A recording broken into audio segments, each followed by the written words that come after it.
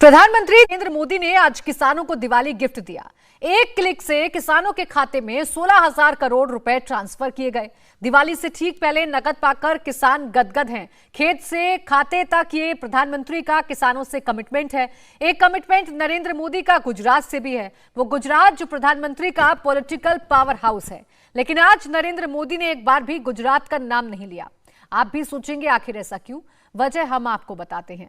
मोदी अलग तरह से सोचने वाले नेता हैं। वो बड़ा घेरा बनाकर चलते हैं। मोदी बड़े कैनवास को देखते हैं। प्रधानमंत्री की पॉलिटिकल थिंकिंग गुजरात कैसे जीतेगी, इस रिपोर्ट से पूरी बात आपको समझ में आएगी।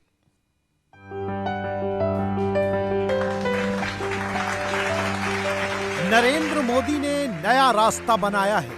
प्रधानमंत्री ने नई दुनिया में नया दरवाजा खोला है।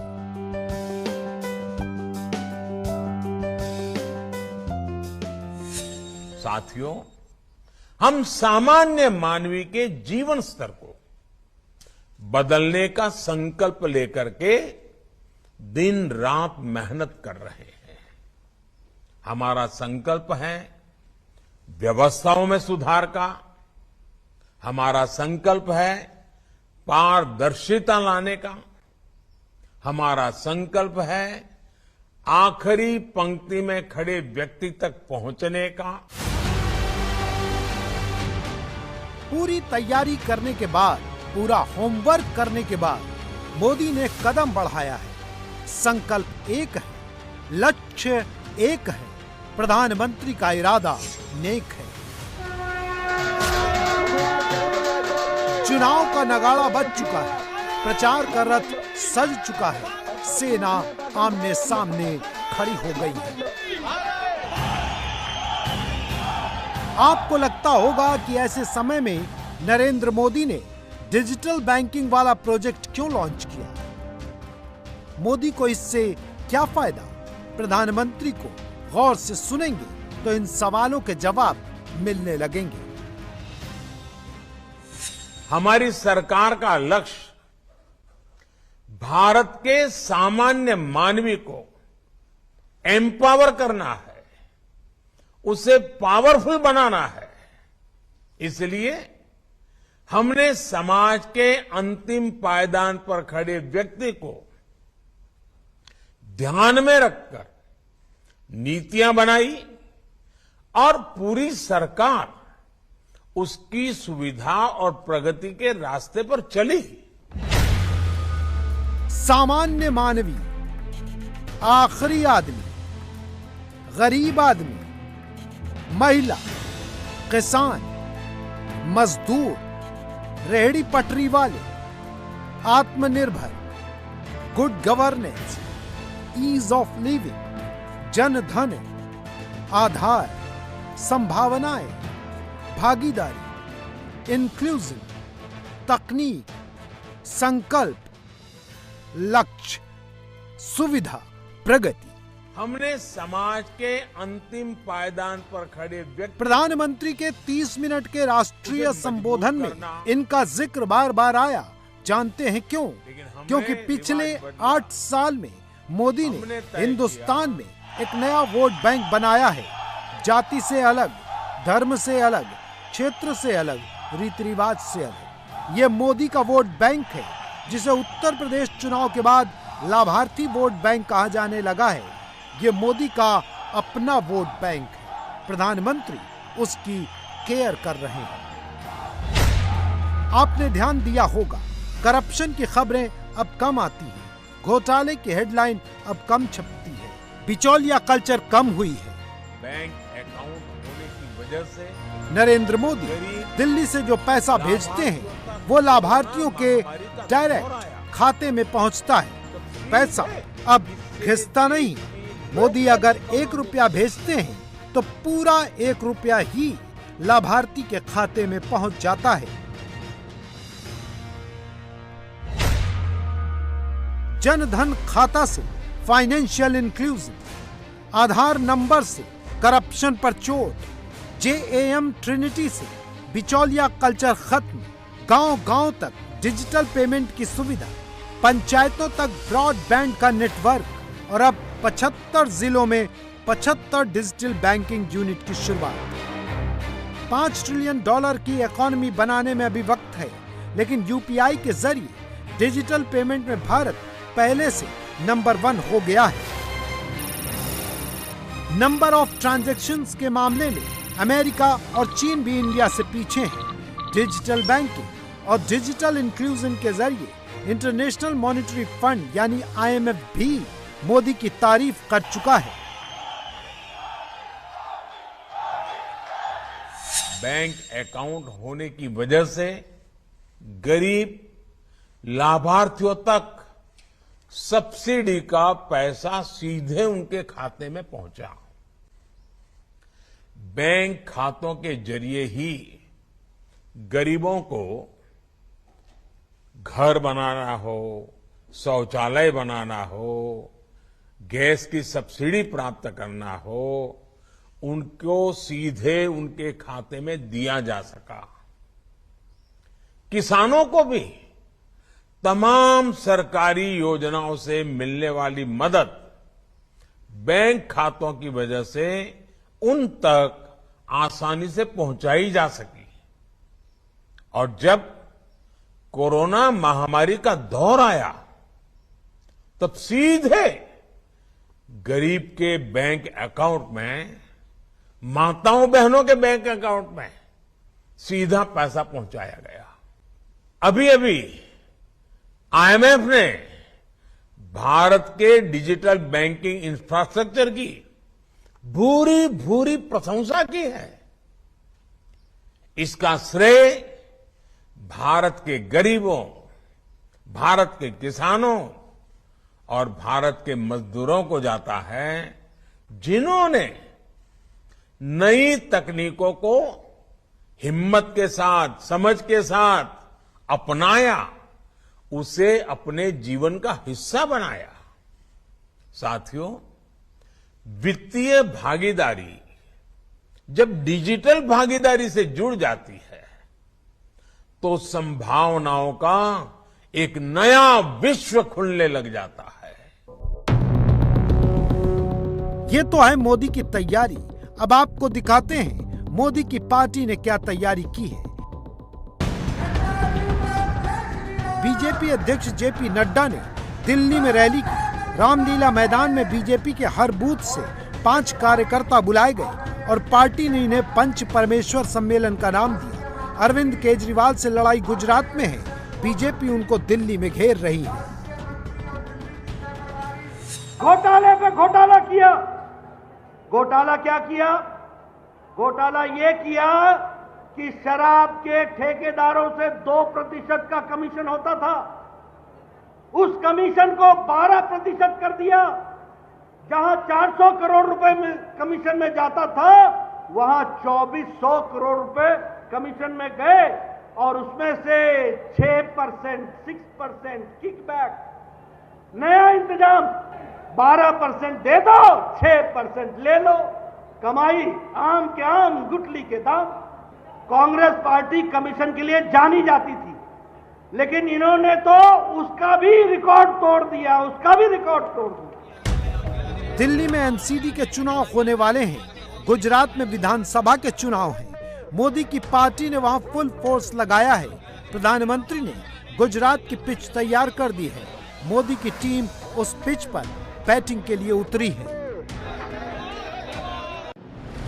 बीजेपी 4 गुजरात गौरव यात्रा और 1 आदिवासी गौरव यात्रा निकाल रही है। झांझारका के संत सवैयानाथ जी से सोमनाथ तक 750 किलोमीटर, श्री कृष्ण नगरी द्वारका से पोरबंदर तक 876 किलोमीटर, मेहसाणा के बहुचरा माता मंदिर से कच्छ की माता नोमाध मंदिर तक 1730 किलोमीटर, नवसारी के उनाई से फगवेल खेड़ा तक 980 किलोमीटर, उनाई से ही बनासकांठा के अंबाजी मंदिर तक 1057 किलोमीटर की आदिवासी गौरव यात्रा। इन यात्राओं के जरिए बीजेपी 144 कंस्टिट्यूएंसीज को कवर कर रही है। 5 यात्राओं में बीजेपी के नेता और कार्यकर्ता कुल मिलाकर 5393 किलोमीटर की दूरी तय कर रहे हैं।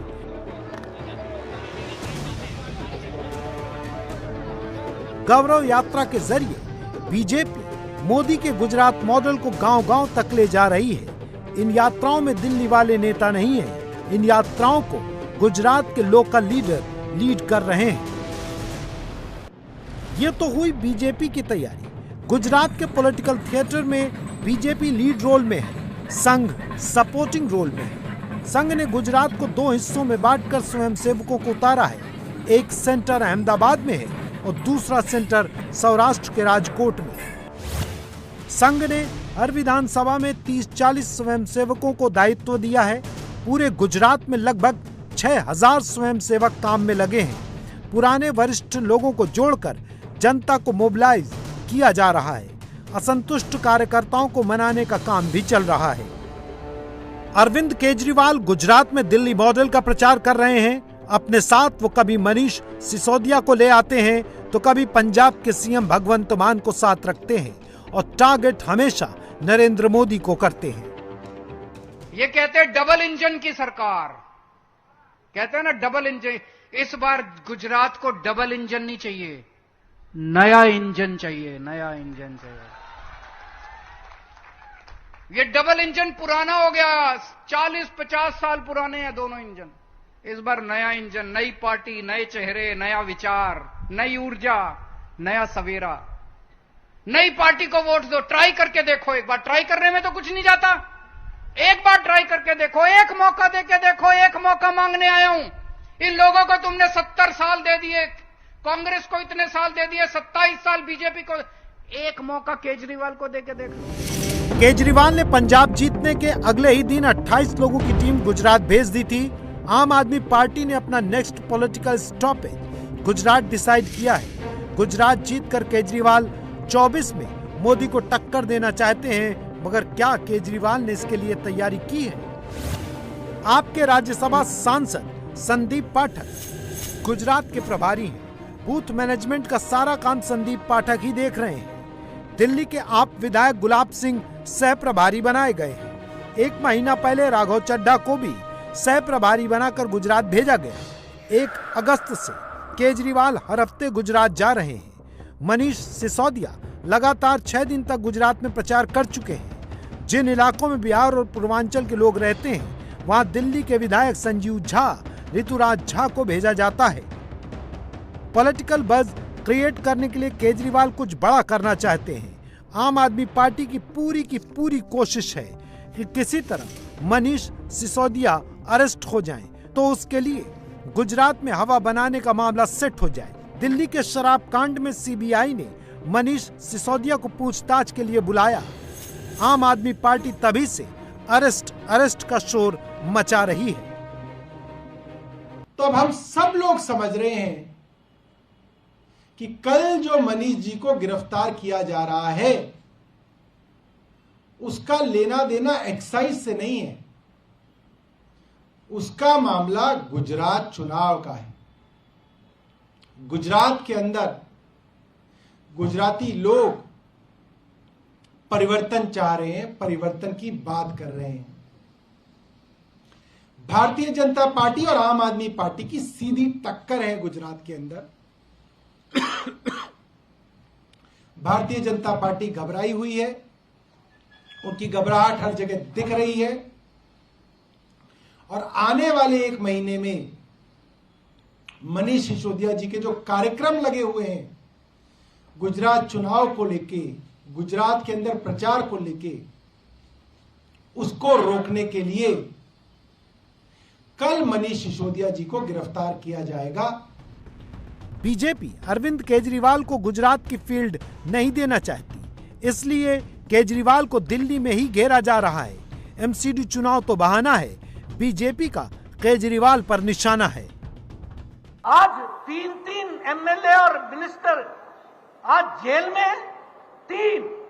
और एक बात ध्यान रखना, कोई भी जेल में एजेंसी के कारण नहीं है, जेल में कोर्ट के कारण है, कानून के कारण है। और कानून उनको राहत भी देने के लिए बैठा है, जाइए राहत लीजिए, लेकिन राहत नहीं ले पाते। 5 एमएलए जेल जाके आए हैं और अब बेल पर हैं। ये आपका रिकॉर्ड है, 5 एमएलए जेल। ये हम तो स्वच्छ प्रशासन देंगे। हमारे एमएलए तो ऐसे होंगे, ऐसे होंगे, ऐसे होंगे जो एकदम स्वच्छ होंगे। जेल और बेल के बीच में घूमने वाले एमएलए वो आज आम आदमी पार्टी के एमएलए हैं, ये हमको ध्यान में रखना। गुजरात में ऐसा बिल्कुल नहीं है कि मोदी का मुकाबला सिर्फ केजरीवाल से है। टीवी पर या सोशल मीडिया में जो दिख रहा है वही सच नहीं है। गुजरात में नंबर 1 की पार्टी बीजेपी है, उसके पास 99 विधायक हैं। नंबर 2 पर आप नहीं बल्कि कांग्रेस है, उसके पास 77 विधायक हैं। अरविंद केजरीवाल की आम आदमी पार्टी गुजरात में अभी 0 पर है।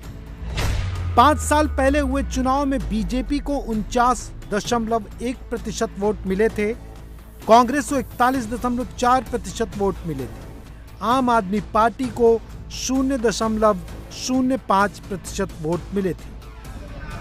कई लोगों को हैरानी हो रही है कि गुजरात में कांग्रेस लड़ क्यों नहीं रही। पिछली बार 41% से ज्यादा वोट पाने वाली कांग्रेस गुजरात में शांत क्यों है। असल में कांग्रेस स्ट्रेटजी बदल कर लड़ रही है। कांग्रेस गुजरात चुनाव को मोदी वर्सेस राहुल गांधी नहीं बना रही। उसका पूरा कैंपेन लोकल मुद्दों पर तैयार किया गया है।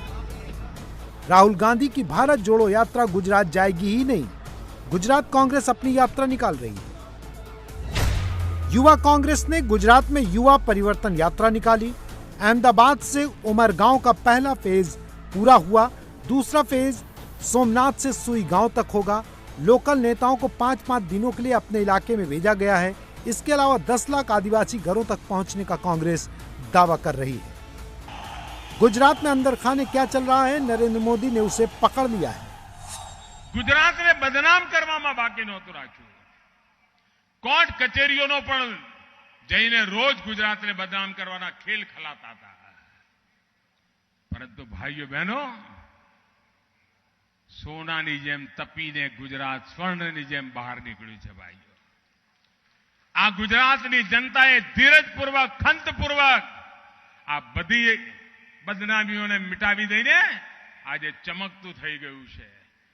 વોટ માટે કેવા કેવા ખેલ ચાહતા હતા એની કોઈ સીમા નહોતી। ભાઈઓ બહેનો, એ બધા એમના ખેલ નકામા ગયા। તમે જોયું તો દરેક ચૂંટણીમાં મારા માટે એવા અપશબ્દો વપરાય। इंडिया टीवी हर वक्त हर जगह डाउनलोड करने के लिए सर्च करें India TV news Google play store या ऐप स्टोर पर।